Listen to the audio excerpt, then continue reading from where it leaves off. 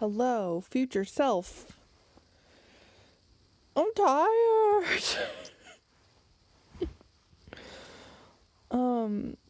We went out for sushi last night after we went to the museum, and there was much adventuring and friend time and celebrate, and now I'm pooped out.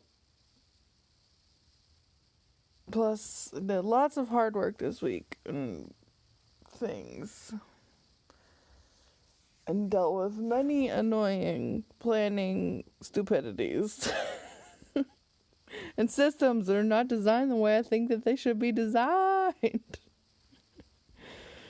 But that is okay, because now I'm being a lump. I'm trying to go with my inner lumpfulness, because I can be a workaholic. So when your lumpfulness calls, you must listen. I spent all morning. Did I put them away already? I did. I was very responsible. I spent all morning reading Buffy the Vampire Slayer comic books, and that was very lumpful. And then I did a bunch of work. So much works. Do all the responsibleness. And now I am taking a break. Lump break. It is good to be a lump. Especially when you can do it without being judgmental brain lump. Clouds.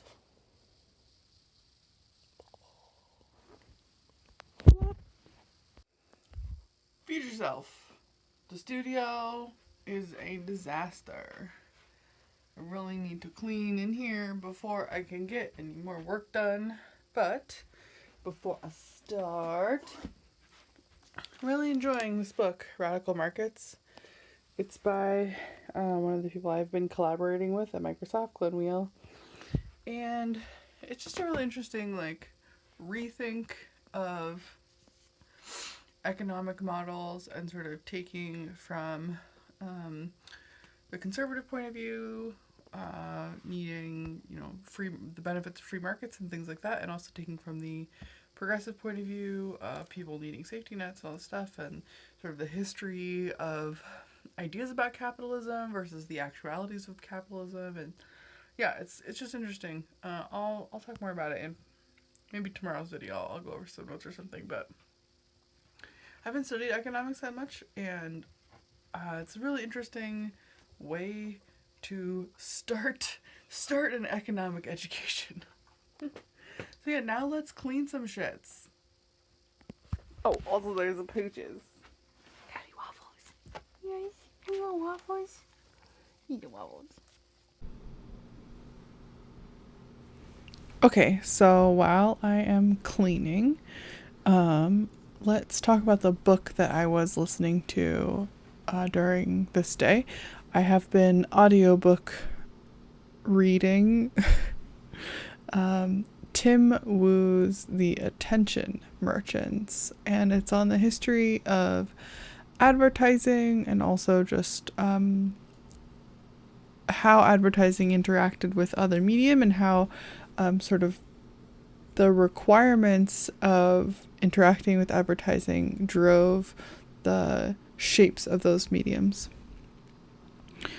And I think the best sort of short example of this, because it covers all of the history of advertising from the very first newspapers and pamphlets through snake oil salesmen, through radio and television and the internet. But I think the sort of end example that he talks about is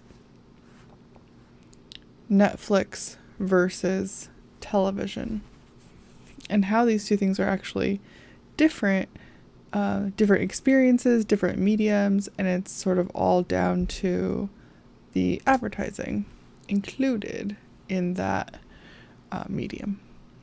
And it's interesting, he talks a lot about people's desire to have these in-depth watching experiences on Netflix.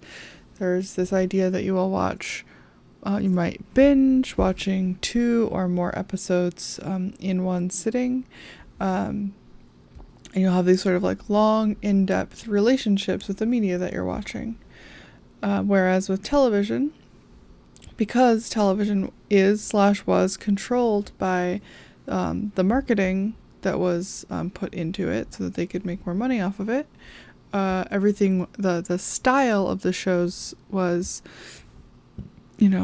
cut up into these 12-minute segments, and each segment had to have like a tiny cliffhanger to keep you watching through the commercial. And this idea that the attention merchants not only affect the way that you watch, i.e. like the interruptions and things, but that they intentionally drive down the quality of what you're watching. I thought that was super interesting, that advertising itself could drive down quality. I hadn't actually thought of that, but it's interesting if you think about like the quality of an intentional attention interaction, say on Instagram. There's this low quality, high rate of attention driven by the advertising model. But say if you subscribe to I need another example besides Netflix. But yeah, there's this idea that your subscription is the thing that is driving up quality. And because we're working with data dignity at work, I've been thinking a lot about like how does even sort of very minor financial transactions drive the quality of the content produced on that platform, drive the quality of data produced on that platform. And when you can sell your data actively as opposed to having it essentially mined from you without you receiving any financial compensation, that also drives the quality of the data down, because the data is being achieved through an advertising model. So yeah, just rambly thoughts while I clean my studio and listen to audiobooks. Highly recommend you go back and look at Attention Merchants by Tim Wu if, in the future you're feeling like you want to double dip. So, bye future self.